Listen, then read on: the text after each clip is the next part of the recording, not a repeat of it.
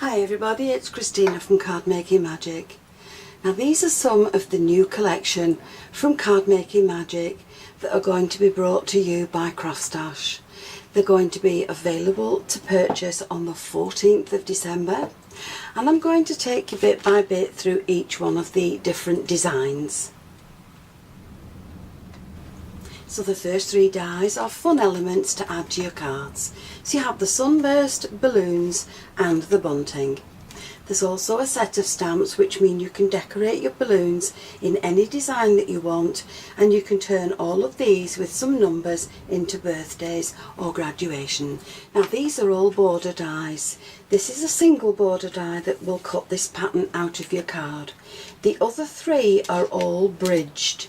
And what I mean by bridged is they have outer parts that separate from the actual die. Now once you've done that, you can then create for yourself a background that will be as wide as you want it to be. Cut your inner pattern out and add that to the top of the pattern, and you can also use the other bits that fall out on another card. Now also in this collection you have numbers and alphabets, and each one of these sets has the opposite to it. So if you buy the plain one, you'll be able to get the fancy letters and vice versa.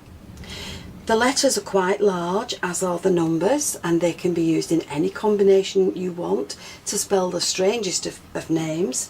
You also get the little suffixes with them that will change this into a first birthday or a 9th birthday.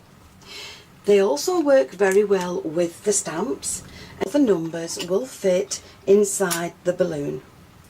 And so that would be ideal to turn into a birthday card for a child. So here are just some of the cards that I've created using the alphabets and numbers. For this one I've created a card for Mum.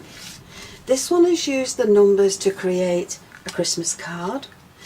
For this one I've used the numbers to create a Happy New Year, and for this one I've used the LOVE from the set, and you can always use these pieces that come out on another card.